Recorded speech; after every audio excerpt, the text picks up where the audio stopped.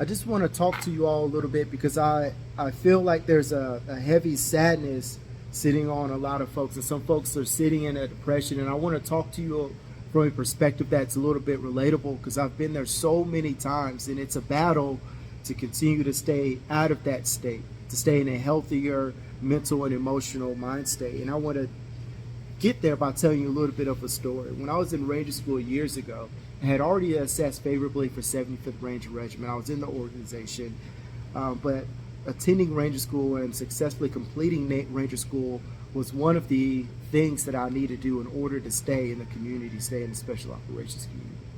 And so I got an opportunity to go after being in a regiment for over a year at that point. And I knew that this would probably be my only opportunity, so I had to make it count. I had no issues going through the initial assessment week, and then no issues going through the first phase, which was called Derby phase. Then I get to mountain phase, and oh my goodness, all of a sudden in mountain phase, things just changed dramatically. The weather was so cold and rainy. It was the third coldest Ranger School class in history. I remember being in mountain phase, and there was one point in time where it seemed like nothing was going right. Everything that could possibly go wrong was going wrong. And I sat on the side of this mountain and I cried. I cried in this moment because I didn't know if I was going to be able to continue in success at this point in time.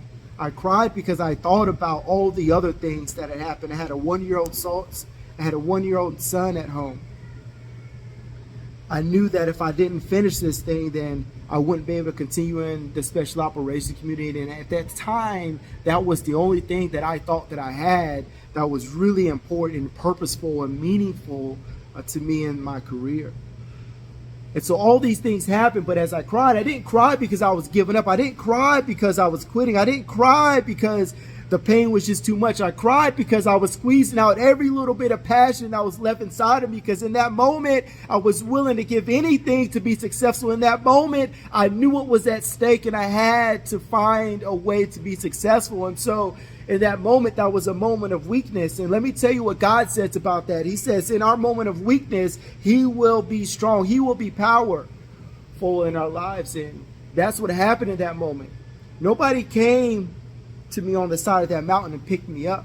Nobody came to the side of that mountain and said, hey man, it's going to be okay, let's keep going. Nobody came to the side of that mountain and said, hey man, what are you doing over here? I sat there in my tears. I sat there in my pain. I sat there in my own confusion, not knowing what was happening at that moment in time. But as I sat there, I began to realize what I needed to do next. I began to realize that if I made a little bit of motion, a little bit of progress, then I could potentially become successful. And eventually it worked out. I finished Ranger School with no recycles. I finished Ranger School, first time go at every event. But it didn't come without that moment. And so as you are in places where you don't see the kind of success that you want right away, I'm telling you that it's okay to have that moment to where you're like, whatever I have to do to squeeze this passion out of me, I'm willing to do it. It's okay to have that moment. It's okay to get to that place where you're willing to do whatever it takes